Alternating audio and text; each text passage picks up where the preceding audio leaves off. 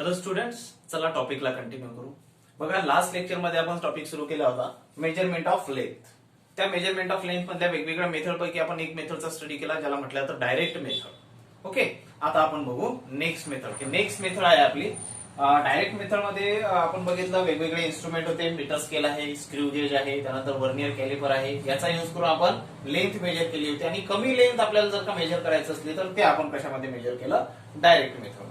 Okay, त्यानंतर आता आपली नेक्स्ट आहे इनडायरेक्ट मेथड. नेक्स्ट आहे इनडायरेक्ट मेथड. तर आता पहा, इनडायरेक्ट मेथड मध्ये मी तुम्हाला तीन मेथड लिहून दिले होते. एक पॅरलॅक्स मेथड, त्यानंतर एक रिफ्लेक्शन मेथड आणि एक ट्रिगोनोमेट्रिक मेथड. तर ट्रिगोनोमेट्रिक मेथड हे तुम्ही 19 मध्ये शिकलेले आहेत. तर सर्वात आधी आपण बघू आज पॅरलॅक्स मेथड. त्यापैकी पहिली जी मेथड आहे for the measurement of length ती आहे पॅरलॅक्स मेथड. ते आपण स्टडी करू. बघा, पॅरलॅक्स मेथड काय? सर्वात आधी तर हे समजून घ्या, पॅरलॅक्स मेथड म्हणजे डायरेक्ट मेथड सोडून इनडायरेक्ट मेथड मध्ये आपल्याला पॅरलॅक्स मेथडचा वापर करून डिस्टन्स मेजर करण्याचं का गरज पडली? कारण असं की तुम्हाला माहिती आहे, आपण ठीक आहे किलोमीटरच्या रेंज मध्ये आपण लेंथ मेजर करू म्हणजे डिस्टन्स मेजर करू शकू. परंतु खूपच जर का डिस्टन्स वाढलं, फॉर एक्झाम्पल जर का तुम्हाला आपल्या अर्थ पासनं दुसऱ्या एखाद्या प्लॅनेटचं डिस्टन्स किती आहे हे जर मेजर करायचं असेल तर, ओके, किंवा आपल्या अर्थ पासून सनचं डिस्टन्स किती आहे, या दोघांच्या मध्ये डिस्टन्स किती आहे हे जर मेजर करायचं असलं तर हे आपलं पॉसिबल आहे का डायरेक्ट मेथड मध्ये? नाही. मग त्यासाठीच एक मेथड आहे की ज्या मेथडचं नाव आहे पॅरलॅक्स मेथड. त्याचा यूज केला जातो. तर सर्वात आधी पॅरलॅक्स हा जो वर्ड आहे, पॅरलॅक्सचा मिनिंग काय हा समजून घ्या. पॅरलॅक्सचा मिनिंग काय समजून घ्या. पहा, जर का क्वेश्चन म्हटला व्हॉट इज पॅरलॅक्स, तर पॅरलॅक्स काय आहे? सिंपल. पॅरलॅक्स म्हणजेच काय? It is the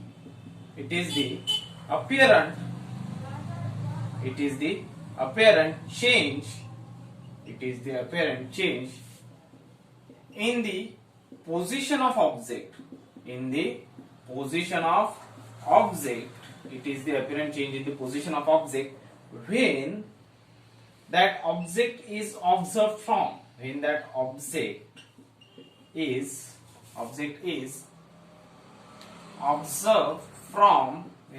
is observed from different positions. Okay, it is called as parallax. आता पहा, पॅरलॅक्स काय? सिंपल आहे. पॅरलॅक्स म्हणजे काय? हा अपीअरंट चेंज इन अ पोझिशन आहे. अपीअरंट चेंज इन द पोझिशन म्हणजे पोझिशन मध्ये आपल्याला चेंज झाल्यासारखा दिसतो. आणि तो चेंज कसा असतो? अपीअरंट म्हणजे काय? नुकताच आपल्याला डोळ्याने दिसतो, अपीअर होतो. अपीअरंट चेंज आहे. कसा आहे? अपीअरंट चेंज आहे. कोणामध्ये चेंज येत आहे? ऑब्जेक्टच्या पोझिशन मध्ये चेंज आहे. कशामुळे चेंज येतो आहे? तर ज्या वेळेला ऑब्जेक्ट हा ऑब्झर्व केला जातो डिफरंट पोझिशन पासून. जर का एखादा ऑब्जेक्ट वेगवेगळ्या पोझिशन पासून ऑब्झर्व केला जाईल, जेव्हा ऑब्जेक्ट वेगवेगळ्या पोझिशन पासून ऑब्झर्व केला जाईल त्यावेळेला आपल्याला असं वाटतं की ऑब्जेक्टच्या पोझिशन मध्ये चेंज होत आहे. तर तो जो अपीअरंट चेंज आहे ऑब्जेक्टच्या पोझिशन मध्ये, जेव्हा आपण त्याला वेगवेगळ्या पॉइंट वरनं ऑब्झर्व करतो, वेगवेगळ्या पॉइंट वरनं फ्रॉम डिफरंट पॉइंट म्हणायला, पोझिशन म्हटल्यापेक्षा डिफरंट पॉइंट म्हणा, जेव्हा वेगवेगळ्या पॉइंट वरनं त्याला ऑब्झर्व करतो त्यावेळेला त्याच्या पोझिशन मध्ये चेंज येतो. त्याच कन्सेप्टला म्हटलं जातं पॅरलॅक्स. मग हे जर का तुम्हाला एक्झाम्पल जर का सांगितलं, बघा सध्या आपले दोन डोळे आहेत. सपोज मी माझ्या समोर हा एक पेन असा समोर ठेवला. आता हा पेन आहे, कन्सिडर करा ऑब्झर्व. हा पेन जो आहे हा ऑब्जेक्ट आहे आणि या पेनाला मी ऑब्झर्व करत आहे. आणि या पेनाला, या ऑब्जेक्टला जर का मी ज्या वेळेला दोन वेगवेगळ्या पोझिशनवरून ऑब्झर्व करेल त्यावेळेला मला असं वाटेल की या ऑब्जेक्टची पोझिशन चेंज होत आहे. कशी? तर बघा, करून पहा.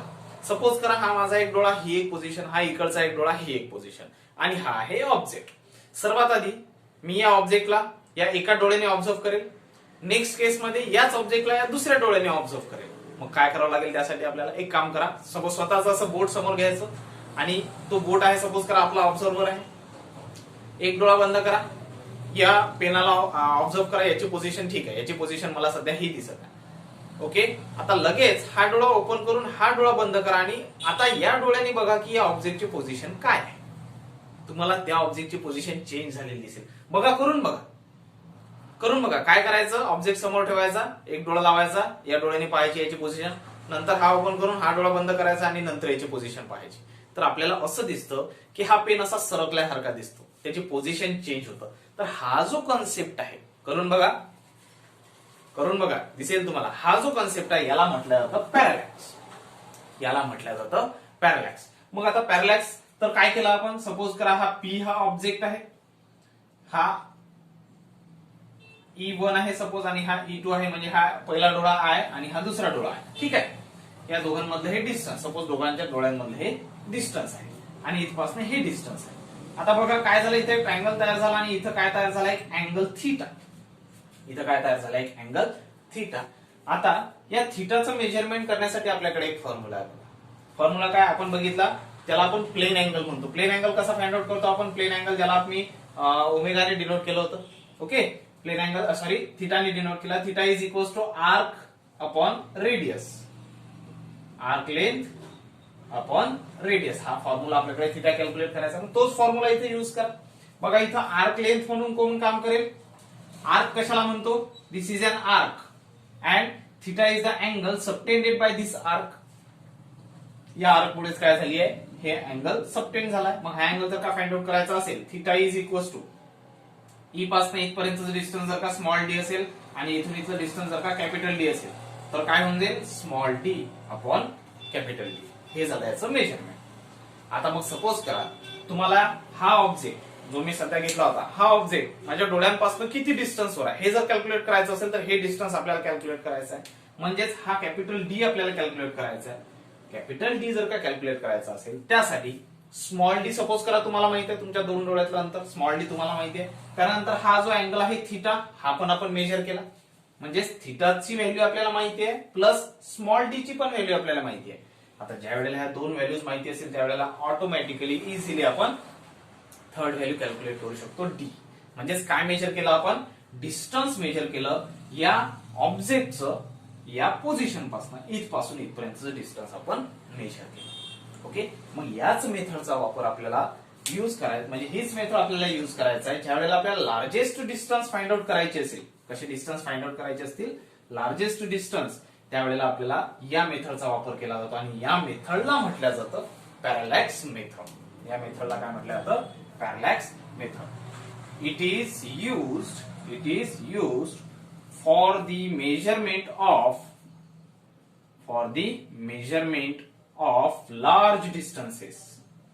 large distances. It is used for the measurement of large distances. कशासाठी यूज होते, लार्ज डिस्टन्स मेजर करण्यासाठी.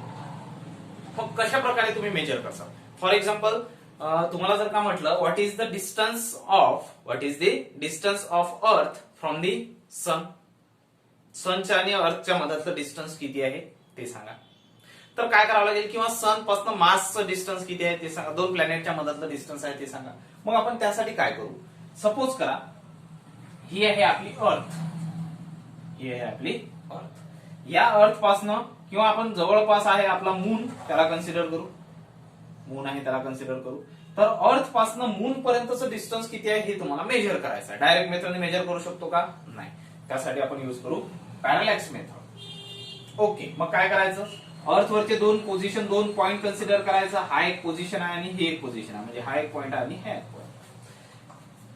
एक वेळा त्याला या मूनला इथून ऑब्झर्व करा, एक वेळाला इथून ऑब्झर्व करा. ओके, हा मून आहे, एक वेळा इथून ऑब्झर्व केला, एक वेळा इथून ऑब्झर्व केला. ओके, इथं काय तयार झाला, एक अँगल. इथं काय तयार झाला, एक अँगल थीटा. आता या अँगल थीटाला आपण काय म्हणू, पॅरालॅटिक अँगल. पॅरालॅटिक अँगल, या थीटाला काय म्हटलं जातं, पॅरालॅटिक अँगल. ओके, आपल्याला मेजर करायचं आहे हे वाला डिस्टन्स, मून पासून अर्थ पर्यंतचं डिस्टन्स मेजर करायचं. हा पॅरालॅटिक अँगल आपल्याला माहिती आहे, समथिंग आहे हा. ओके, तो आपण कॅल्क्युलेट केला. परत नेक्स्ट आहे या पोझिशन पासून या पोझिशन पर्यंतचं अंतर. तर अर्थच्या या पॉइंट पासून या पॉइंट पर्यंतचं अंतर आपण इझिली कॅल्क्युलेट करू शकतो, ते पण आपल्याला माहिती आहे. म्हणजे सपोज करा हा स्मॉल डी आहे, हा काय आहे, small D. Small D is also known to you, आपण माहिती आहे. राहिला प्रश्न कशाचा, कॅपिटल डी चा, आणि कॅपिटल डी चा आपल्याला कॅल्क्युलेट करायचं. तर फॉर्म्युला काय, मग theta is equals to arc length upon radius. आता म्हणसाल तुम्ही इथं रेडियस काय आली, तर ही जी आहे ही आर्क लेंथ आहे. ही काय आहे, आर्क लेंथ. हा पॉइंट जो आहे हा जरी इथं आपल्याला दूर दूर दिसत असेल, परंतु या डिस्टन्सच्या कंपॅरिझन मध्ये हे डिस्टन्स कसं आहे, खूप कमी आहे. म्हणून हा असा आर्क, म्हणजेच ही एक स्ट्रेट लाईन म्हणून याला कन्सिडर न करता याला आपण आर्क कन्सिडर करू. ओके, पहा मग याला जर का मी आर्क कन्सिडर केलं तर हे असं राऊंड सर्कल होऊन जाईल आणि हा होईल त्याचा सेंटर. मग या सेंटर पासून इथपर्यंतचं डिस्टन्स म्हणजेच काय असते, रेडियस. आणि ती कशाने डिनोट केली आपण, कॅपिटल डी ने. मग फॉर्म्युला काय आहे, आर्क लेंथ, तर आर्क लेंथ आहे स्मॉल डी अपॉन रेडियस आहे कॅपिटल डी. आता तुम्हाला फाइंड आउट काय करायचं आहे, capital D. So therefore capital D is equals to small D upon theta. Capital D is equals to small D upon theta. आणि small D म्हणजेच काय, distance between the earth and moon. Small D म्हणजेच काय आहे, distance between earth and moon. Okay, तेच आपल्याला calculate करायचं. Small D आपण इझिली कॅल्क्युलेट करू शकतो. स्मॉल डी कॅल्क्युलेट करू शकतो, थीटा पण कॅल्क्युलेट करू शकतो. त्याच्याकडे आपल्या ते स्मॉल डी हा जो आहे, थीटा जो आहे, हे मेजर करण्यासाठी वेगवेगळे इन्स्ट्रुमेंट आहे. त्या इन्स्ट्रुमेंटचा वापर करून आपण थीटा मेजर करू शकतो. ओके, स्मॉल डी माहिती आहे, थीटा माहिती आहे. कॅपिटल डी म्हणजेच distance between moon and earth we can calculate easily. And this method is known as parallax method. This method is known as parallax method. Okay, आलं लक्षात. कारण distance कसं आहे, लार्ज आहे. ते लार्ज डिस्टन्स मेजर करण्यासाठी आपल्याला पॅरालॅक्स मेथडचा वापर होतो. ओके, ठीक आहे. बघा मग हे लिहून घ्यायचं तुमच्या याच्यात किंवा परंतु याची जी नोट्स आहे मी तुम्हाला फोटो काढून तुमच्या ग्रुपवर शेअर करून देईल. ओके, ठीक आहे. So this method is known as parallax method. परंतु आता समोर जाऊन काय होईल, आणखी फक्त आपल्याला अर्थ पासून मून पर्यंतच डिस्टन्स मेजर करायची गरज पडते का, नाही तर अर्थ पासून सन पर्यंतच डिस्टन्स. ओके, सन पासून प्लुटो आहे, सॉरी प्लुटो नाही, आपला नेपच्यून आहे. नेपच्यून प्लुटो हे जे खूप दूर दूर ग्रह आहेत त्या ग्रहाचं डिस्टन्स, ठीक आहे, ते प्लॅनेट्स आहेत, त्याचं डिस्टन्स आपण मेजर करू बाय युझिंग पॅरालॅटिक मेथड. परंतु या पॅरालॅक्स मेथड मध्ये प्रॉब्लेम नेक्स्ट कुठं आला, तर प्रॉब्लेम असा आला की जर का तुम्हाला आपल्या गॅलेक्सी पासून, म्हणजे सन हा आपला स्टार आहे सपोज. ओके, सन काय हा स्टार आहे, तर आपल्या सन पासून दुसऱ्या गॅलेक्सीचा जो सन आहे त्याचं डिस्टन्स काय आहे, म्हणजे distance between the two galaxies, दोन आकाशगंगाच्या मधातलं अंतर किती आहे हे फाइंड आउट करायचं असेल तर इथं थोडासा प्रॉब्लेम येतो. प्रॉब्लेम कसा, तर सपोज करा आपण असं कन्सिडर करू, सन पासनं न मेजर करता आपल्या अर्थ पासनं जी दुसरी गॅलेक्सी आहे ही किती डिस्टन्सवर आहे हे जर तुम्हाला फाइंड आउट करायचं सांगितलं तर कसं कॅल्क्युलेट करसा. पहा मग यामध्ये प्रॉब्लेम काय होते, आपली मेथड काय आहे, सेम पॅरालॅक्स मेथड आहे आपली. ही आहे सपोज आपली अर्थ. ओके, अर्थ पासून मून पर्यंतचं, सन पर्यंतचं हे सर्व डिस्टन्सेस आपण इझिली मेजर करू शकतो. परंतु हा असा एक पॉइंट आहे, की हे अनदर गॅलेक्सी आहे. आपल्या गॅलेक्सीला सोडून अनदर एक गॅलेक्सी आहे आणि या गॅलेक्सी पासून आपल्या अर्थचं डिस्टन्स किती आहे हे जर मेजर करायचं असेल तर कसं मेजर करायचं, यूज आपल्याला पॅरालॅक्स मेथडच करायची आहे. परंतु तिथं प्रॉब्लेम काय येत होते, प्रॉब्लेम असे येत होते की सपोज हा अर्थवरचा हा एक पॉइंट कन्सिडर केला आणि हा अर्थवरचा एक दुसरा पॉइंट कन्सिडर केला. ओके, या दोघांच्या मधला डिस्टन्स आपल्याला माहिती आहे, ठीक आहे.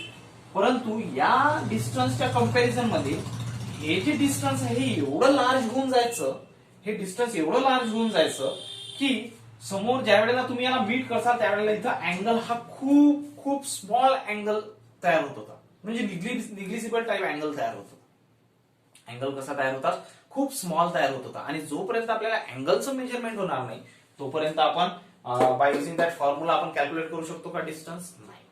मग हे कोणामुळे झालं, हा अँगल छोटा कोणामुळे झाला, कारण या दोन पोझिशन मधलं डिस्टन्स याच्या कंपॅरिझन मध्ये खूप खूप छोटं होतं, खूप कसं होतं, छोटं होतं.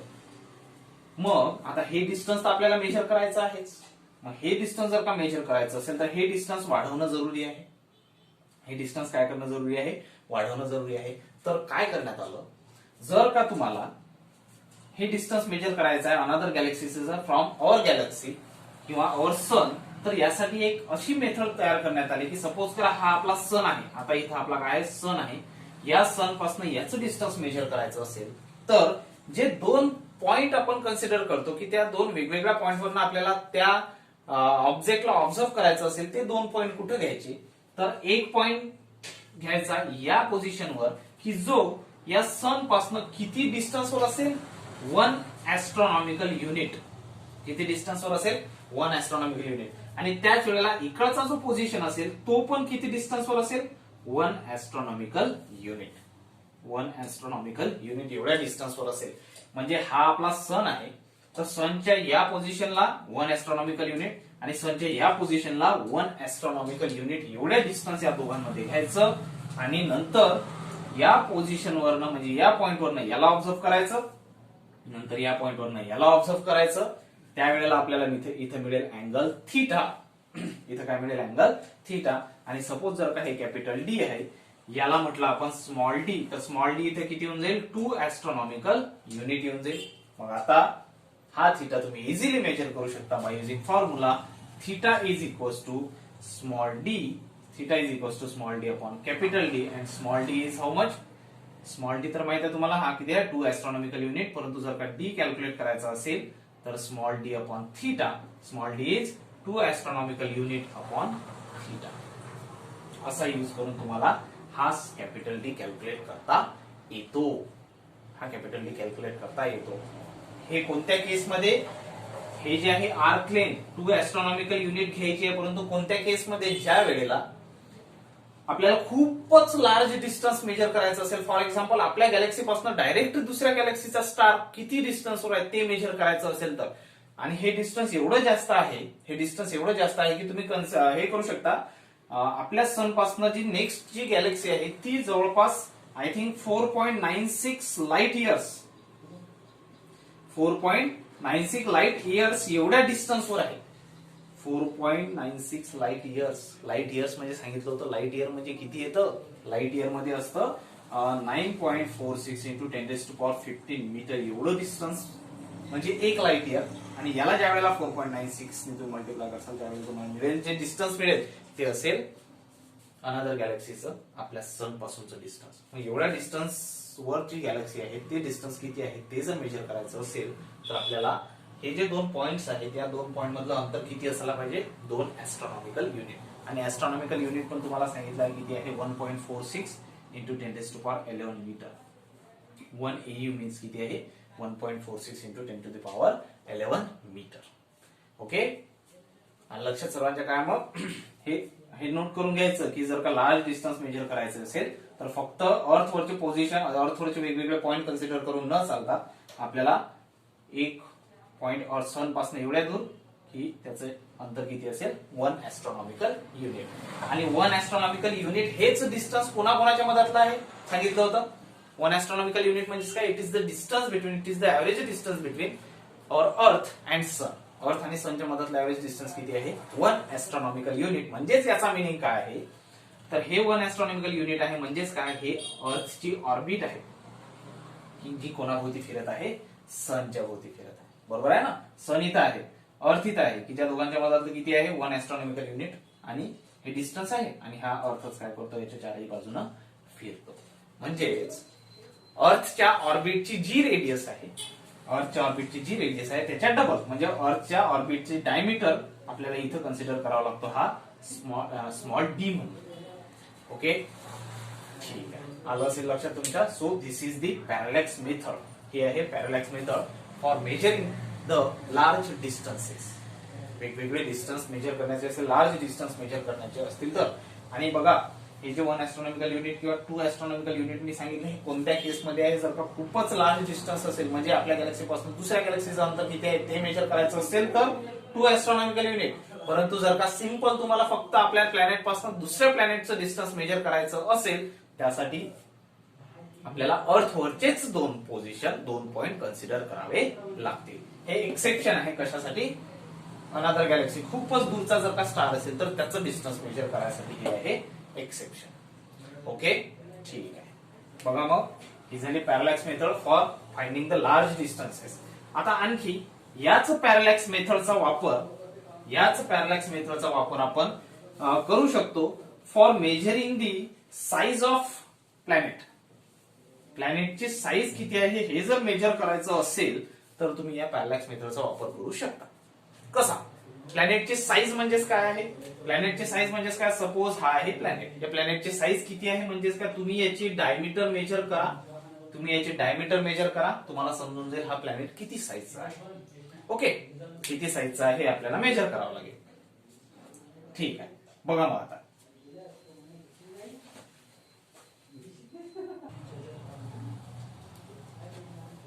बघा मग याची जर का साईज आपल्याला फाइंड आउट करायचं असेल तर बाय युजिंग पॅरलॅक्स मेथड कशी यूज करायची, सॉरी कशी फाइंड आउट करायची पहा. सिंपल आहे, सिंपल आहे. जी मेथड आपण आधी बघितली तीच मेथड आहे, पॅरलॅक्स मेथडच आहे. फक्त काय करावं लागेल आपल्याला, फक्त काय करावं लागेल, हे आहे आपली अर्थ, काय करावं लागेल पहा, ही आहे आपली अर्थ आणि हा आहे मून.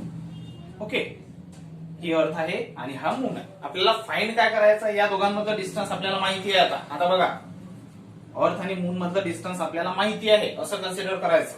ठीक आहे, आता आपल्याला फाइंड आउट करायची आहे या मूनची साईज किती आहे, म्हणजे या मूनची डायमीटर किती आहे, या मूनची डायमीटर किती आहे. तर सिंपल आहे, काय करायचं, आता अर्थच्या एका पॉइंटवरनं, अर्थच्या एकाच पॉइंटवरनं या मूनच्या वेगवेगळ्या दोन पॉइंटला ऑब्झर्व करा, दोन वेगवेगळ्या पॉइंटला ऑब्झर्व करा. म्हणजेच इथून तुम्ही एकदा या पॉइंटला ऑब्झर्व करा, इथून तुम्ही एकदा या पॉइंटला ऑब्झर्व करा.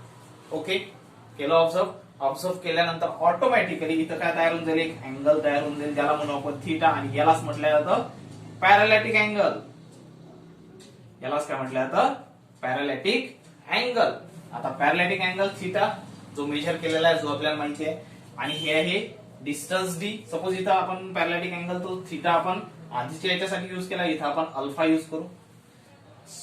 ओके, इथं आपण अल्फा युज करू आणि इथं तुम्ही वेगवेगळे नोटेशन युज करू शकता. सपोज करायला आपण डीज घेऊया.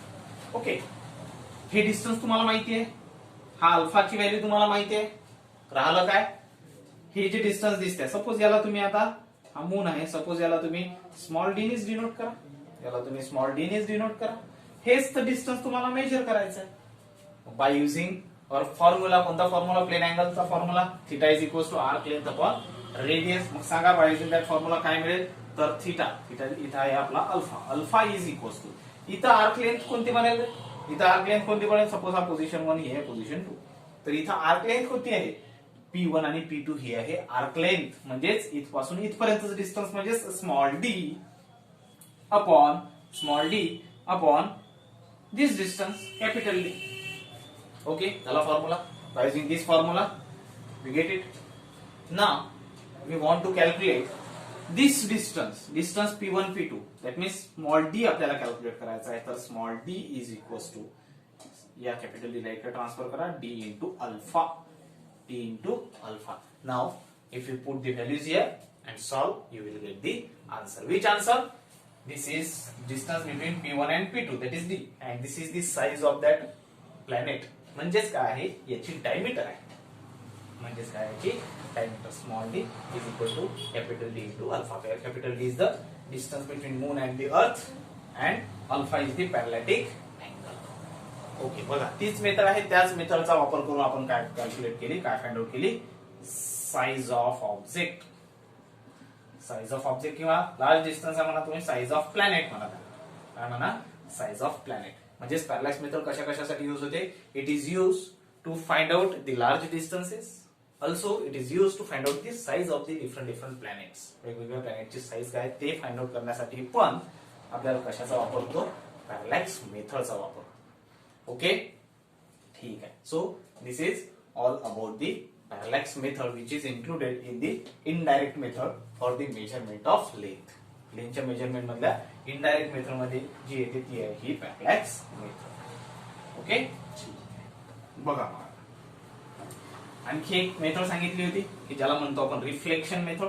तर रिफ्लेक्शन मेथड एकदम इझी आहे. रिफ्लेक्शन मेथडचा वापर कसा करसाल तुम्ही, रिफ्लेक्शन मेथड कशासाठी, तर पहा आता सेकंड नंबर घेऊ आपण, रिफ्लेक्शन मेथड.